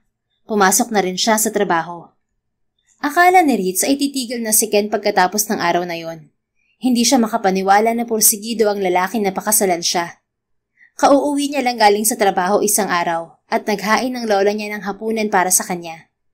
Salamat po. Tulog na po ba si Rico, la? Oo, apo. Napagod siya sa panonood sa mga batang naglalaro sa labas. Gusto na nga sumali sa mga kalaro niya pero pinaalala ko na hindi pa siya pwedeng magtatakbo at baka bumuka ang tahi niya. Mabuti naman po at nakinig. Sa Lunes ay makakapasok na po siya. Ako na po maghahatid sa kanya. Sige, apo. Siguradong matutuwa siya. Excited na ang anak mo na pumasok ulit sa eskwela. Nga pala, apo, may kailangan kang malaman. Ano po yun, Lola? At tungkol po saan? Tanong niya sa pagitan ng panguya ng pagkain. Naalala mo ba yung lupa natin sa Laguna? Yung isinanla po natin? Oo, alam mo ba kung kanino nakasangla ang lupa nating yun? Sabi po ng kapitbahay nating si Aling Berta, sa kaibigan niya daw po isinanla yun, hindi ba? Oo, at ang kaibigan na tinutukoy pala ni Berta ay mga enfante. Nabitin sa ere ang akmang pagsubo ni Ritz sa pagkain. Totoo po ba yan, Lola? Hindi makapaniwalang tanong niya. Oo, apo. Pumunta dito si Ken kanina, pero hindi ko siya pinapasok sa bahay. Gaya ng bilin mo. Ipinakita niya sa akin ng titulo ng lupa natin na hawak nila. At ibabalik niya raw yon kung papayag ka sa naging usapan niyo. Ano ba tinutukoy niya na napag-usapan niyo? Ang kapal ng mukha niya na gamitin ng lupa natin, la. Kung alam ko lang na sa kanila isasangla ni Aling Berta ang lupa, hindi na lang sana ako pumayag noon. Ano ba ang gustong mangyari ni Ken? Kuryosong tanong ni Lola Esmeralda. Gusto niya po na magpakasal kami para makasama niya si Rico at kilalanin siyang ama ng anak ko. Nawalan siya ng ganang kumain dahil sa nalaman. Alam na niyang anak niya si Rico? Opo, nagpa-paternity test po siya nang hindi ko nalalaman dahil nakita niya balat ni Rico na kapareho ng balat niya. Napabuntong hininga ang lola niya. Malalaman at malalaman niya talaga ang totoo. Pero bakit naman gusto niya na magpakasal kayo? Hindi ba't ang sabi ng mami niya noon ay ikakasal na siya sa iba? Naguguluhan din na tanong nito. Wala raw po siyang asawa. Kung akala niya magagamit niya ang lupa natin para mapapayag niya ako, nagkakamali siya. Pasensya na po, alam ko na importante sa inyong lupang yun, La. Malungkot na ginagap niya ang kamay ng abuela na nasa ibabaw ng mesa. Ayos lang yun, Apo. Naiintindihan naman kita. Nasaksihan ko kung paano ka nasaktan sa nangyari noon sa inyo ni Ken. Kaya hindi kita masisisi kung mahirapan ka na patawarin siya. Ang pakasalan pa kaya siyang magawa mo? Salamat po, Lola. Kakausapin ko po siya. Sasabihin ko sa kanya na hindi ko pa rin siya pakakasalan.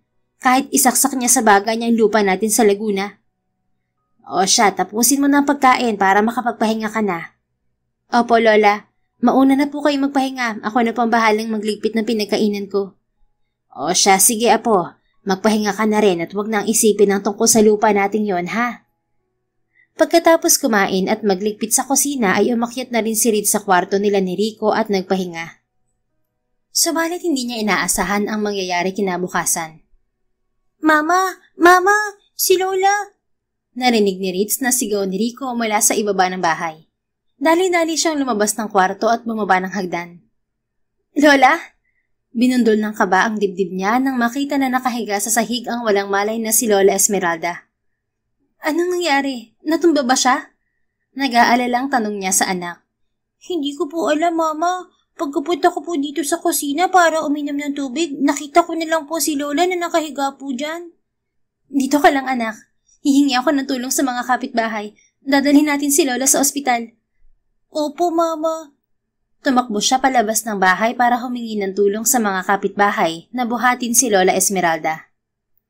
Sa ospital, pagkatapos ma-examine ng mga doktor ang abuela, ay napag-alaman nila na heart failure ang naging sanhi ng pag-collapse ni Lola Esmeralda.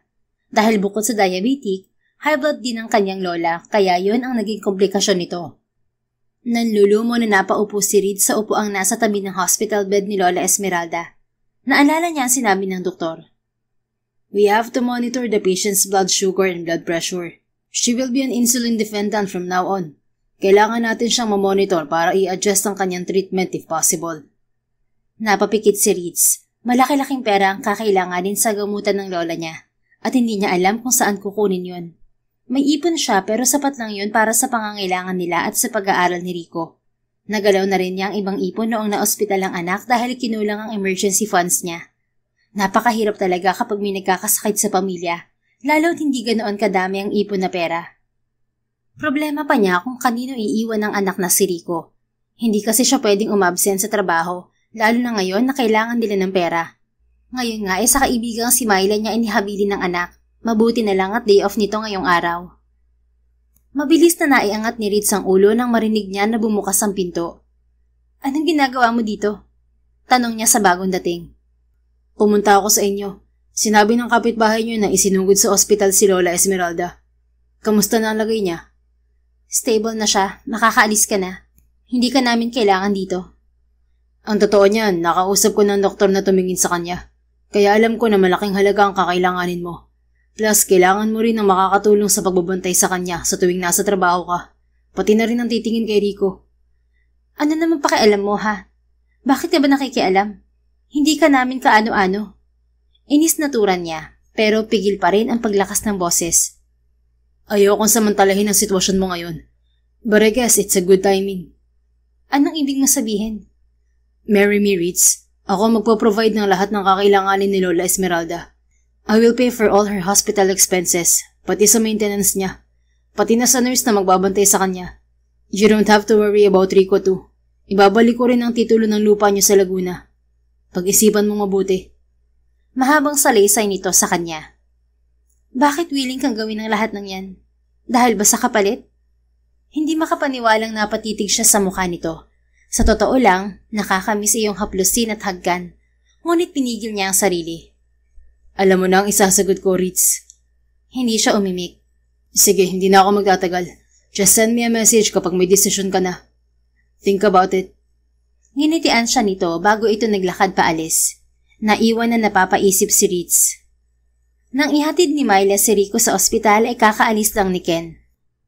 Mama, kailan po tayo uuwi? Hindi pa po ba gigising si Lola?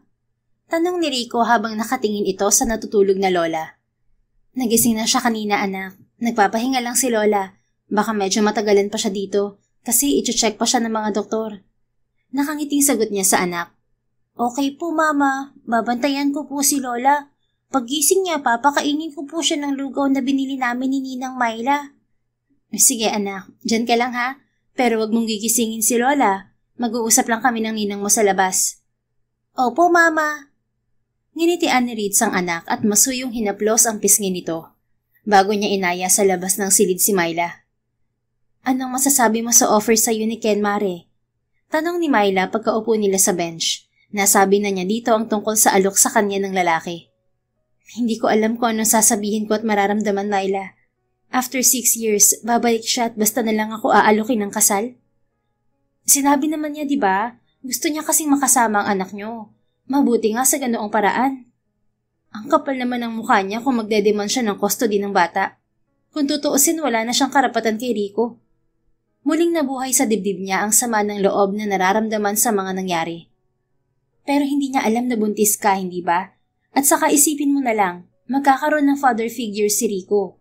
Maililigtas din ang buhay ni Lola Esmeralda. Malaking tulong ang treatment sa kalagayan niya. Mas makakasama niyo pa siya ng matagal.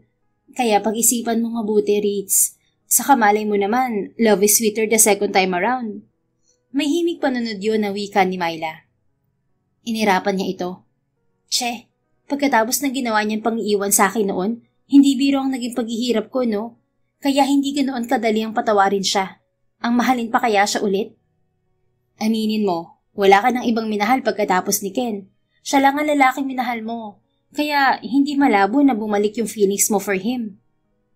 Kung sakaling magpapakasal man ako sa kanya, dahil lang yun sa kalagayan ni Lola, okay? Okay, sabi mo eh. So ano, papayag ka na? Pag-iisipan ko pa rin. Fine, basta kahit anong maging desisyon mo, nandito lang ako para suportahan ka. Maraming salamat, Myla, ha? Nginitian niya ang kaibigan. Isa ito sa tumulong sa kanya noong mga panahon na lugmok at hirap siya. Kaya kahit papaano ay kinaya niya. Pero ngayon ay mukhang kailangan ni Ritz na magdesisyon. Hindi para sa sarili, kundi para sa ikabubuti ng mga taong mahal niya. Nang sumunod na araw, pagka-out ni Ritz sa trabaho, ay nakipagkita siya kay Ken sa isang cafe. Kumusta si Lola Esmeralda? Tanong nito. Mabuti-buti na ang lagay niya. Minimonitor pa siya ng mga doktor kung pwede na siyang lumabas ng ospital sa susunod na araw. Seryosong ekspresyon na tugon niya dito. Mabuti naman. She will be fine. Basta maibigay ang nararapat na treatment for her condition. So I assume, meron ka ng desisyon sa napag-usapan natin? Oo, meron na. And your decision is? Pumapayag na ako. Nagliwanag ang mukha ni Ken sa narinig. Napaiwas naman ang tingin si Ritz dito. I'm so happy to hear that. Ipapaasikaso ko ng kasal natin sa lalong madaling panahon. Baka sa mukha nito ang excitement. May kondisyon nga pala ako. Huwag ka munang magsaya. Putol niya sa kasiyahan nito. Ano yun? Huwag ka na mag-aksaya ng oras sa preparation. Kasi sa West lang ang gusto kong kasal. Ayoko sa simbahan. Ayoko ng magarbo. Biglang nalaglag ang balikat ni Ken sa narinig. Sige, kung yan ang gusto mo. Ang importante lang naman ay maikasal tayo. Kaya sige, sa West na lang tayo magpakasal. Sa bahay na lang tayo magsalo-salo pagkatapos nun. Ngumiti ito pero hindi umabot sa mga mata.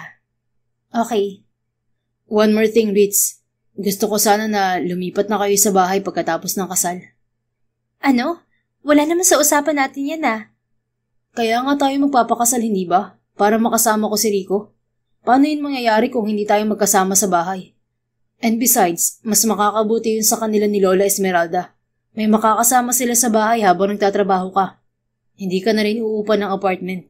Pwede na rin na magkasabay pumasok sa school sina Kelsey at Rico. Mahabang paliwanag ni Ken. Sumusuko na napabuntong hininga na lang siya. Fine. It's settled then. Matapos nga na pag-uusap na yun ng dalawa, ikinasal sila sa West. Saktong nakalabas na sa ospital si Lola Esmeralda. Makalipas ang 1 linggo na pananatili nito sa ospital mula nang magkamalay ito. Sigurado ka ba sa ginawa mong ito, Apo?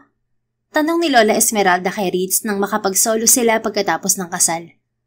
Opo, Lola. Total, hindi naman po siya titigil hanggat hindi niya nakakasama si Rico. At saka, wala na rin po akong ibang malalapitan. At least ngayon sa atin na po ulit ang lupa sa Laguna. Ninitian ni Ritz ang abuela. Pero paano ka naman? Lola, wag po kayong mag-alala sa akin. Ayos lang po ako. Ang mahalaga, matagal pa po namin kayong makakasama ni Rico.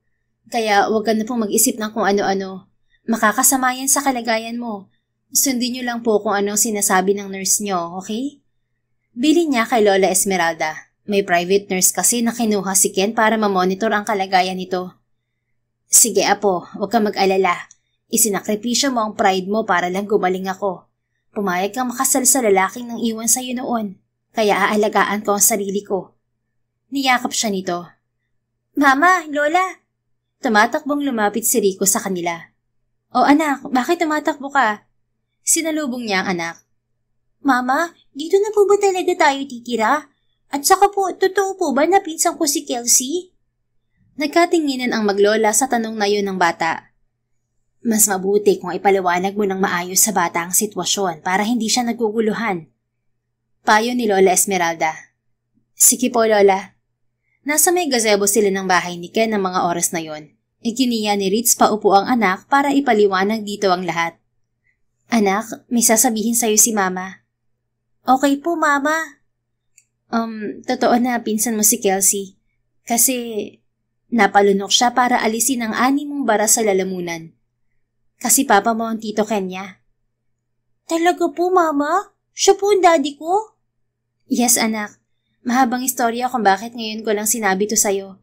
Kapag malaki ka na, maiintindihan mo rin ang lahat. Basta mula ngayon dito na tayo titira. Yay! May papa na ako! Napatayo at napapalakpak si Rico. Nang may tumikim sa likuran nila ay sabay-sabay silang napatingin doon. Hi, pwede po ba ako makaistorbo? Tanong ng nakangiting si Ken. Pinigilan ni Ritz ang sarili na irapan to. Naalala niya kasi ang ginawang paghalik nito sa kanya sa harapan ng West nang nagkasal sa kanila. Binulungan na niya ang lalaki na sa pisngi lang siya halikan, pero sa labi pa rin siya nito hinalikan. Sige lang, papasok muna ako sa loob. Maiwan ko muna kayong 3. Nginitian siya ni Lola Esmeralda bago ito pumasok sa bahay. Bago sila ikasal ay ipinalipat na ni Ken ang mga gamit nila sa bahay nito. Kaya doon na sila dumiretso pagkatapos ng kasal. Sabi po ni Mama, ikaw daw po ang papa ko. Totoo po ba? Bibong tanong ni Rico kay Ken. Ngumiti naman ito at yumuko para pantayan ang mukha ng anak. Sinabi na pala sa'yo ng mama mo. Oo, ako ang papa mo, anak. May kung anong naramdaman sa puso niya si Ritz nang tawagin nitong anak si Rico. Yay! Ang saya ko po! May papa na ako katulad ng mga kalaro at classmates ko. Masayang sabi ni Rico, saka ito yumakap kay Ken. Ginantihan naman nito ang yakap ng bata at kinerga to. Ako rin, masaya.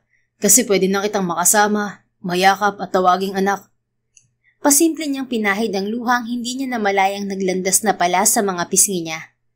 Hindi akalain ni Ritz na darating ang araw na yon para sa anak niya. Alam niya kasi na naiinggit ito sa tuwing makakakita ng mga batang may kasamang ama. Thank you. Anikan sa kanya habang yakap pa rin ito ang anak. Ginawa ko lang yun dahil hindi ko naman na maitatago sa kanyang katotohanan. Salamat pa rin. Ipinapangako ko na babawi ako sa inyo. Hindi mo kailangan bumawi sa akin. Kay Rico mo lang kailangan bumawi. Nakita ni Ritz na natigilan si Ken sa sinabi niya, pero hindi na lang niya yun pinansin. Gaya nga ng sinabi ni Ken, bumawi ito kay Rico. Halos ang lalaki na ang maghatid sundo sa bata sa eskwelahan. Nagulat pa nga noong una ang teacher ng mga bata nang ipakilala ni Rico na papa niya ang tito ni Kelsey. Minadali din ni Ken ang pag-aayos ng birth certificate ni Rico, kaya apelido na nito ang daladala ng anak. Madalas din itong ipasyal at ipag-shopping ang bata. Ayaw sana ni Ritz na sanayin sa mga ganoon ng anak, pero hindi naman niya magawang sirain ang nakikitang kasiyahan nito. Kaya hinayaan na lang niya si Ken sa mga ginagawa nito. So, kamusta naman ang pagiging Mrs. Infante ng kumare ko? May himig panunod yun na tanong ng kaibigan niyang si Myla. Sabado at wala silang pasok, kaya naman binisita siya nito. Sakto namang nag-aya ang mga bata na mag-swimming. Kasalukuyang nagkukulitan ang magpinsan sa pool kasama si Ken. Sila naman ay nanonood lang at nagkukwentuhan. Tigilan mo nga ako, Myla. Alam mo naman na nagpakasal lang kami dahil kay Rico. At napapayag niya lang ako dahil sa sitwasyon ni Lola. Hindi mo pa rin siya napapatawad? Napahinga siya ng malalim bago sagutin ang tanong ng kaibigan. Hindi ganoon kadaling gawin yun. Nasasaktan na rin ako kapag naaalala ko lahat. Naiintindihan kita, pero nakikita ko kay Ken na sinusubukan niya talagang bumawi. Why not give him a chance? At saka, nag-usap na ba kayo ng masinsinan tungkol sa dahilan ng pang-iiwan niya sa'yo dati? Hindi pa. Wala naman na kaming dapat pag-usapan pa. Meron. Kasi ang sabi ng mami niya 6 years ago, ikakasal na siya sa iba. Pero pagbalik niya, wala naman pala siyang asawa. Ni hindi siya totoong ikinasal. Kasi kung ikinasal siya, hindi kayo makakasal ngayon, hindi ba? Napaisip siya sa sinabi ng kaibigan. Magsasalita pa sana siya pero biglang tumakbo palapit sa kanya si Rico. Mama, ayaw niyo po bang mag-swimming ni Ninang? Nako, hindi pwedeng mag-swimming si Ninang, baby boy. Kayo na lang ng mami mo. Ani Myla. Okay ka lang ba dito? Tanong ni Ritz. Nag-aalinlangan siyang iwan doon ng kaibigan. Ayos lang ako dito. Sige na, makipag-bonding ka na sa mag-ama mo. Sasamahan ko na lang si Lola Esmeralda. Kay Rico lang ako makikipag-bonding, no? Okay, sabi mo eh. Tinawanan siya ni Myla. Bago nito nilapitan si Lola Esmeralda. Excited na hinila ni Rico si Ritz papunta sa pool. Papa, Mama will join us. Iniiwas niya ang tingin nang tumingin sa kanya si Ken. Sure, join us. Nginitian siya nito. Dahan-dahan siyang lumusong sa pool pero hindi inaasahan ni Ritz ang gagawin ng anak. Bigla itong lumangoy papunta sa malalim na parte ng pool. Rico! Sabay nilang sigaw ni Ken. Mabilis silang lumangoy papunta sa kinaroroonan nito. Magkasabay pa nilang iniahon ito sa tubig. Gotcha! Surprise! Marunong na po akong lumangoy, Mama! Tumatawang sabi ni Rico. Huwag mo na uulitin yun, okay? Pinakaba mo si Mama. Anya sa anak. Tinakot mo naman kami, anak. Pero ang galing mo na palang lumangoy, ah. Sabi naman ni Ken. Napatingin siya dito. Doon niya lang na-realize na sobrang lapit pala nila sa isa't isa. Dahil pareho nilang yakap si Rico. Bitiw na. Nauutal na sambit ni Ritz. Oh, I'm sorry. Apologetic nang initian siya nito nang mapansin nito na nakahawak ito sa braso niya. Naiilang na dumistansya siya sa mag-ama. Pero dahil nakahawak rin si Rico sa kanya, ay hindi magawang lumayo ng tuluyan ni Ritz. Mama, Papa, pwede po ba tayong mag-picture? Kasi pinakita sa akin ni Kelsey na marami silang picture ng mommy at daddy niya. Tayo po wala po kahit isa. Nakapaut pa na request ni Rico. Alanganin na napatingin sa isa't isa sina Ken at Ritz. Wala silang choice kundi pagbigyan ng anak nila. Kinuha ni Ken ang cellphone nito sa gilid ng pool saka bumalik sa mag-ina. Okay, let's take a selfie. Itinapat nito ang kamera ng cellphone sa kanilang tatlo. Lapit ka po dito, Mama. Hinila siya ni Rico palapit. Sakto namang hinila din nito palapit ang leeg ni Ken. Kaya aksidenteng nagdampi ang mga labi ng dalawa. Nanlalaki ang mga mata na napasinghap si Ritz. Bago pa sila makapag-react ay nagulat sila sa sunod-sunod na flash ng kamera. Oh my, what a perfect picture of a happy family. Nakangiting komento ng kapatid ni Ken na si Kendall na hindi nila namalayan na naroon na pala. Mommy! Tumakbo dito ang anak na si Kelsey na abala kanina sa paglalaro sa pool. Hi anak, thank you for sending mommy a message ha. Na-capture ko ang sweet moment ng tito Ken at tita Rids mo. Sabi pa nito. Hey, delete those photos. Hindi ko humingi sa amin ng permiso na kuhanan kami ng litrato. At saka, bakit hindi ka nagpasabi na darating ka? Tanong ni Ken sa kapatid. Nang ikasal kasi sila ay nasa States ito kasama ang asawa at ang mommy nila. Hindi pa nga sana kami uuwi ni Douglas eh. Tukoy nito sa asawa. Kaya lang, nagaya na si mommy na umuwi. Gusto na niya raw makita ang apo niya sa'yo at ang daughter-in-law niya. Bumaling si Kendall kay Ritz at ngumiti. Nginitian niya rin to. Naging malapit kasi sila nito noon. Pero nawala ang ngiti sa mukha niya noong lumabas mula sa bahay si Mrs. Infante. Hi, Ritz. It's nice seeing you again, Iha. Bati ng ginang sa kanya. Alanganin ng initian niya ito. Pinipigilan niya ang pagbangon ng galit sa ginawa nitong pagtataboy sa kanya noon. At napigil niya ang paghinga nang bumaling to sa anak niya. At ito bang gwapong bata na ito ang apo ko? Yes, Mommy. Ani Ken sabay baling sa anak. Rico anak, meet your lola. Iniahon nito sa pulang anak. Come here, apo. Pero mababasa po kayo. Nag-aalinlangan si Rico na lumapit sa ginang. It's okay. Give your lola a hug, apo. Ibinuka nito ang mga braso, patakbo namang yumakap kay Mrs. Infante si Rico. Oh, ang apo ko. Patawarin mo ang lola, apo. Mangiyak-ngayak na sambit nito habang hinahagkan ang basang buhok ni Rico. Iniiwas naman ni Ritz ang tingin sa tagpong yon, pero napalingon siya nang maramdaman ang presensya ni Ken sa tabi niya. Nakalahad ang kamay nito sa kanya. Umahon muna tayo. Ayan nito sa kanya. Okay, sige. Hindi niya alam kung anong pumasok sa kokote at tinanggap niya ang kamay nito. Inalalayan siya ni Ken na umahon. Nang mapadako ang tingin ni Ritz sa kaibigang si Myla na palapit sa kanila kasama si Lola Esmeralda, ay naiikot niya na lamang paitaas ang mga mata. Nanunudyo kasi ang mga ngiti nito. Sabay-sabay silang nag-lunch ng araw na yon. Tuwang-tuwa si Rico sa pakikipag-usap sa lola at daddy nito. Kaya hinayaan na lang ni Ritz na sa mga ito tumabi ang anak. Kahit sa mga sumunod na araw ay halos hindi na umalis sa tabi ni Ken si Rico. Palagi rin itong sumasama sa lola nito sa pamamasyal. Hindi ka pa ba malilate sa trabaho mo, apo? Pukaw ni Lola Esmeralda kay Ritz habang naghahanda siya ng almusal ng anak.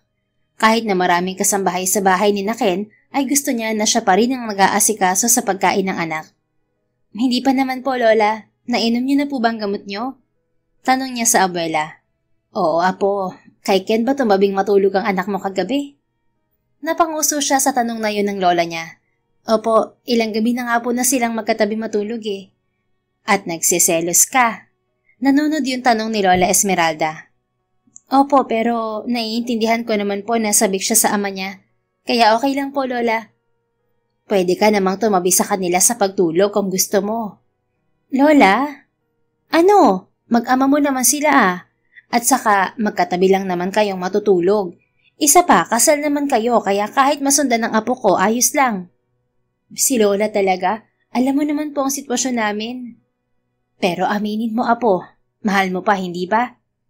Naibaling niya ang tingin sa ibang direksyon dahil sa tanong na yon ni Lola Esmeralda. Hindi na po, Lola. Pagkakaila niya. Kilala kita, apo. Bigyan mo ng pagkakataon ang sarili mo na lumigaya.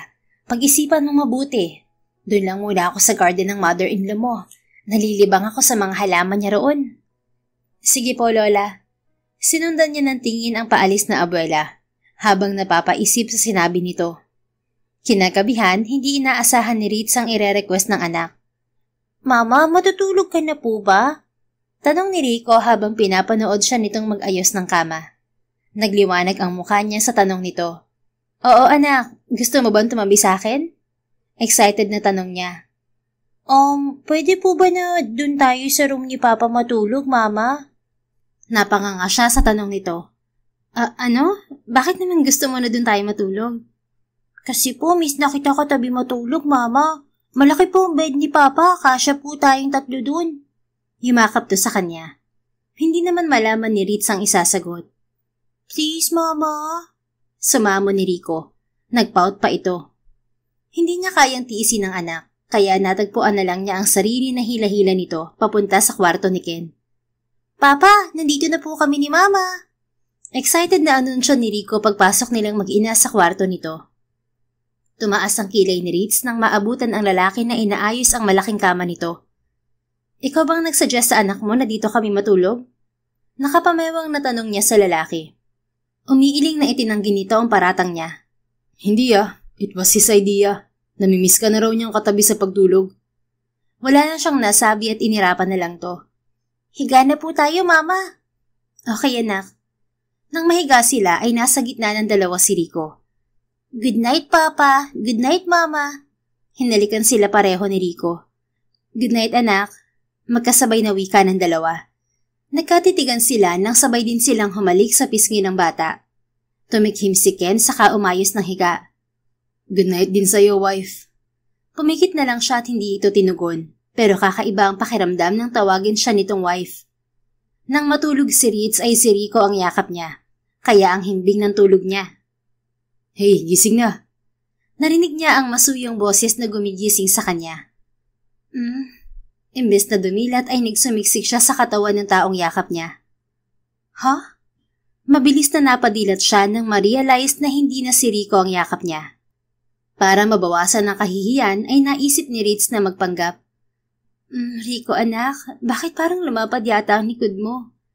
Kinapaka pa niya ang malapad na likod ni Ken. Saka sininghot-singhot ang amoy nito. Nag-iba rin ata ang amoy mo. Really, ha? Nagpapanggap ka ba na tulog ka pa at hindi mo alam na akong yakap mo? Well, we can stay like this if you want. Enjoyin mo muna ang dibdib ko at pagyakap sa akin, wife. Napaingo siya nang mahinigan niya sa boses nito ang panunukso. Inis na bigla siyang bumangon at hinampas ito sa dibdib.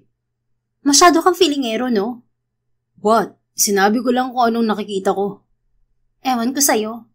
Tumayo si Ritz sa kama para sana bumaba. Sa malas ay sumabit ang paa niya sa kumot, kaya bumagsak siya kay Ken. Napatili siya at nagkatitigan sila. Hey, be careful. Mabuti na lang sa akin ka bumagsak. Bitiwan mo nga ako. Irap niya sa lalaki. Okay, itinaas nito ang dalawang kamay. Ikaw kaya nakadagan sa akin. Nakakainis ka? Nagmamadali siyang umalis sa ibabaw nito at tumakbo palabas ng kwarto. Pakiramdam niya'y pulang-pula ang kanyang muka. Dama din niya ang mabilis na tibok ng puso. Naiwan naman sa kwarto ang nangingiting si Ken. Ipinagpapasalamat ni Ritz na may pasok siya sa trabaho, kaya ma-excuse siya na hindi makita ng buong araw si Ken. Pero hindi niya inaasahan na susunduin siya nito sa trabaho kasama si Rico. Uy, mukhang improving na ang relationship niyo ah. May pasundo-sundo ng nalalaman ngayon ng asawa mo, Mare. Panunukso sa kanya ni Myla. Che, for sure inaya lang siya ni Rico, no? Dahil coding ang kotse ko. Sabi mo eh. Sige na, mauna na ako sa'yo. Nakakahiya naman kung makikigulo pa ako sa family bonding niyo. Tumaway ito kay Ken at Rico na naghihintay sa kalayuan. Ingat ka. Hinatid niya ng tingin ng kaibigan bago siya lumapit sa mag-ama niya. Hi. Sinundo ka namin kasi gusto raw mamasyal ni Rico kasama ka. Bungad ni Ken sa kanya. Tamang-tama, showing ngayon yung pambatang pelikula na gusto niyong panoorin. Dagdag pa nito. Fine, ano pa bang magagawa ko nandito na kayo. Hindi man lang mga nagpasabi sa text. Kung pagod ka, pwede naman na umuwi na lang tayo. No, madidisappoint si Rico. Halika na. Hindi na niya hinintay na ipagbukas siya nito ng pinto. Sumakay na siya sa kotse. Namasyal sila sa mall at nanood ng sine. Hindi mapigilan ni Ritz na mapangiti sa tuwing makikita kung gaano kasaya ang anak. Napapasimangot naman siya kapag nahuhuli na nakatitig sa kanya si Ken. Hindi pa rin niya alam kung kaya niya bang patawarin ang lalaki sa ginawa nitong pangiiwan sa kanya. Pero inaamin niyang unti-unti nang natutunaw ang sama ng loob niya rito. Pati ang mother-in-law ay iniiwasan din ni Ritz kahit sa iisang bahay sila nakatira. Sinisigurado niya na hindi ito makakasalubong o hindi sila magpagsosolo. Ngunit mukhang hindi lang sila ni Ken ang gustong paglapitin ng anak na si Rico. Dahil pati sila ng lola nito ay isinet up nito isang araw. Nakatunog yata ang bata na hindi siya komportable sa pamilya Infante. Mama, tawag ka po ni Lola Esme. Nasa may garden po siya. Sabi ni Rico nang puntahan siya nito sa kwarto. Sige anak, niligpitin ko lang itong mga gamit ko tapos pupuntahan ko na doon ng lola mo.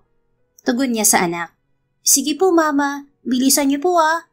Wika pa nito bago lumabas ng kwarto. Napangiti na lang siya sa kakulitan ng anak. Paglabas ni Reed sa garden ay nawala ang ngiti niya. Imbes kasi na si Lola Esmeralda ay ang mother-in-law niya ang naroon. Akmang tatalikod sana siya para bumalik sa loob ng bahay nang tawagin siya nito. Reed's iha, can we talk? Huminga siya ng malalim saka naglakad palapit sa biyanan. Ano pong pag-uusapan natin? Hahanapin ko pa po kasi si Lola, papakainin ko na at paiinumin ng gamot. Dahilan niya at walang emosyon na tanong nang makalapit dito. Have a seat, iha. Sandali lang naman to. Tumalima naman si Reeds pero hindi na siya umimik. It's about what happened in the past, iha. Ano pa po bang kailangan natin pag-usapan tungkol dun? Gusto kong humingi ng tawad. Kung alam ko lang na nagdadalang tao ka, hindi sana ganoon ang naging desisyon ko. Hindi niya napigilan ang tumawa ng mapakla. Hindi niyo sana ako pinagtabuyan noon? Bakit? Bakit kinailangan niyo pa na magsinungaling at bayaran ako para lang layuan si Ken? May rason kung bakit namin yun ginawa.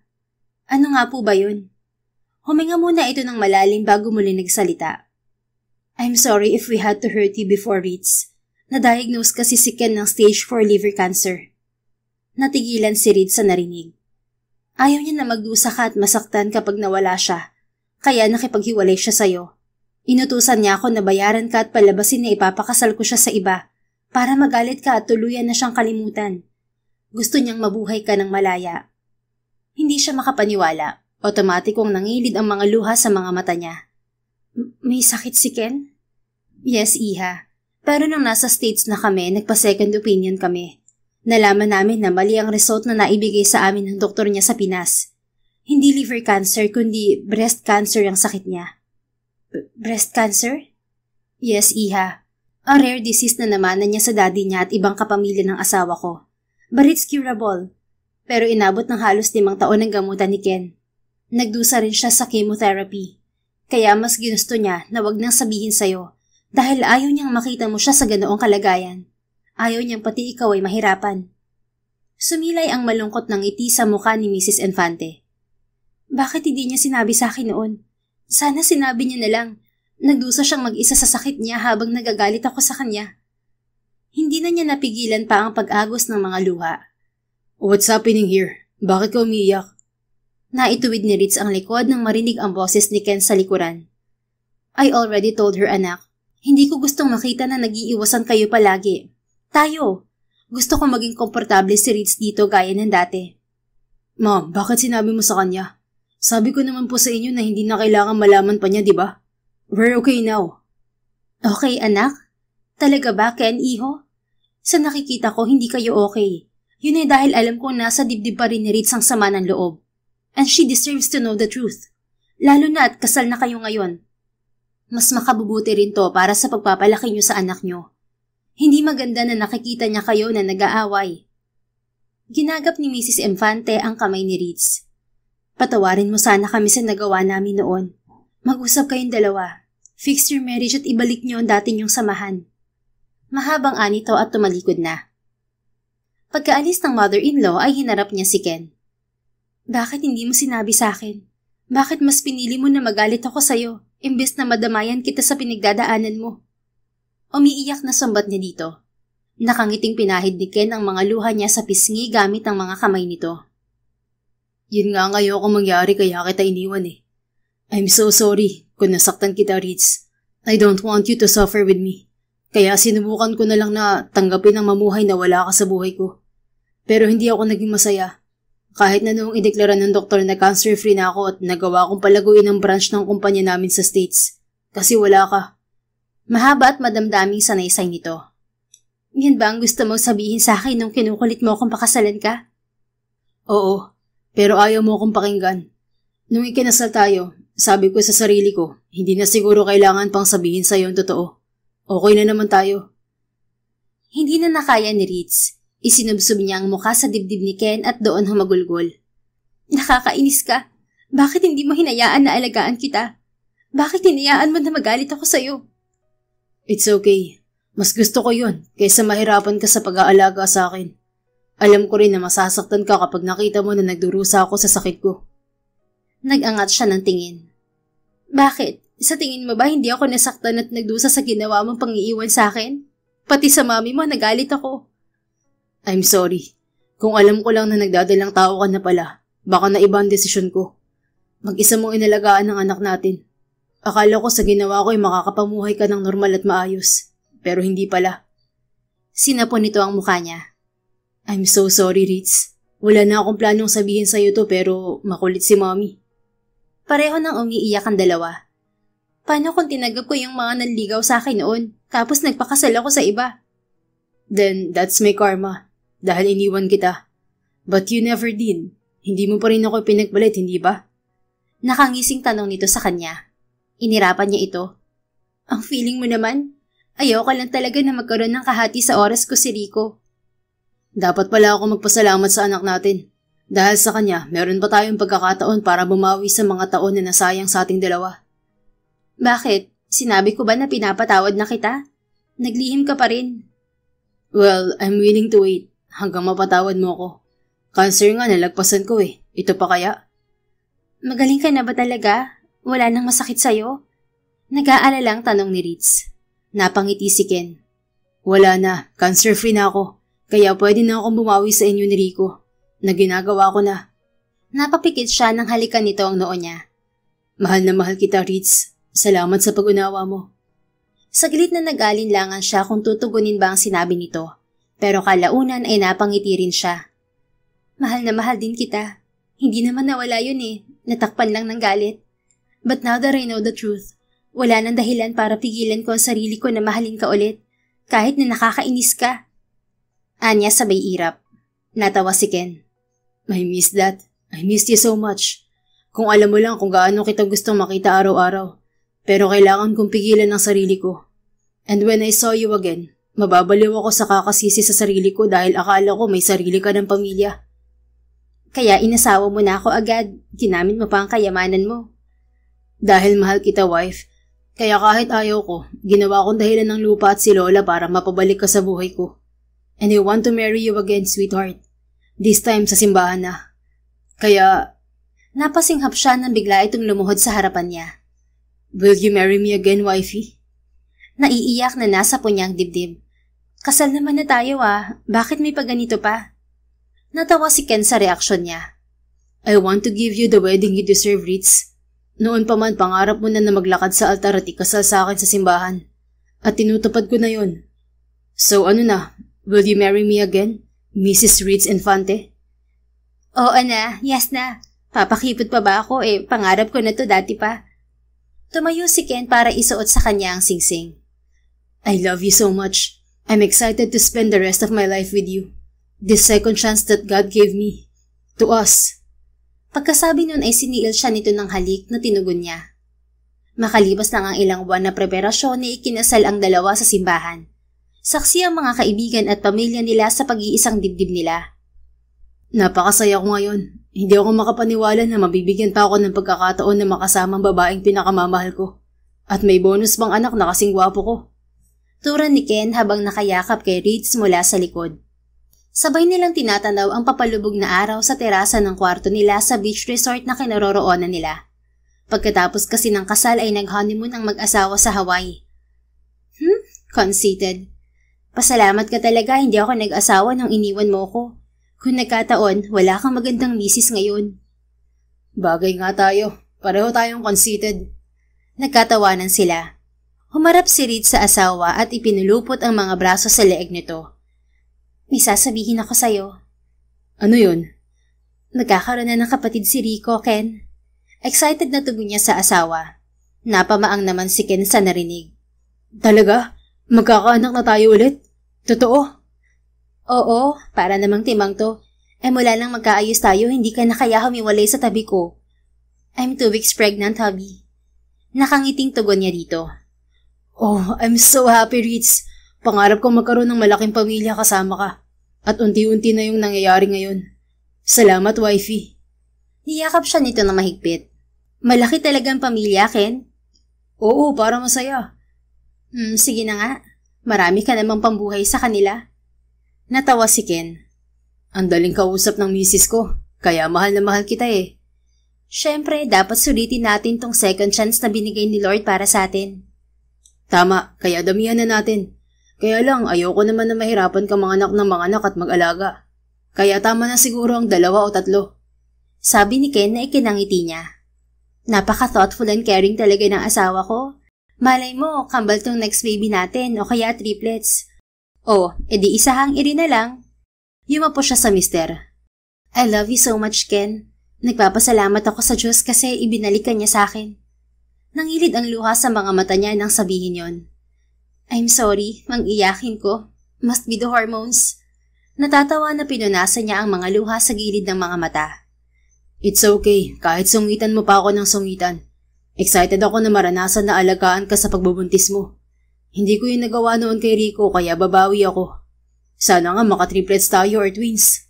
Ang saya siguro nun. I love you so much more, my wife. Dahan-dahan na inilapit nito ang mukha sa kanya. Pwede pa naman tayo mag-honeymoon, di ba? Hindi niya napigilan na humalakak. Pwede naman, but we have to be careful. Baka kasi magkatotoo na maging triplet si baby. Sagot niya pagkatapos tumawa. Don't worry, I'll be careful. Pagkatapos ay pinangko siya nito at ipinasok sa loob ng kwarto nila. Sinulit nila ang bawat araw para bawiin ang panahong nawalay sila sa isa't isa. Sa loob ng mga taon ng katahimikan, napalitan yon ng mga tawanan, kwentuhan at pagmamahalan. Kasama si Lola Esmeralda, ipinagpatayo nila ito ng flower farm sa lumang lupa sa Laguna, sa gisag ng bagong simula at pangakong hindi na muling bibitaw. Pagkatapos ng 9 na buwan, isinilang ni Ritz ang pangalawa nilang anak, isang batang babae na lalong nagpasaya at nagpabuo sa kanilang pamilya. Nagkahiwalay man noong una, sina Ritz at Ken pa rin ang itinadhanang magsama habang buhay. Sa isang relasyon, hindi sapat ang pagmamahal kung may kasamang paglilihim. Sa takot nating masaktan ng mahal natin, minsan tayo ang nagiging dahilan ng sakit nila. Ang pagiging tapat at bukas sa komunikasyon ay hindi kahinaan. Ito ang pundasyon ng totoong relasyon. Kung noon pa lamang ay nag-usap sila ng buong tapang, sana hindi na sila nawalay ng matagal. Ngunit sa huli, ang tunay na pagmamahal ay marunong maghintay, marunong magpatawad, at marunong lumaban. The end. If you enjoyed this story, please don't forget to like, subscribe, comment, and share. Your support helps us reach more people and spread the love. Thank you for tuning in, and we're looking forward to seeing you again soon. In the meantime, please take care and may God bless you always.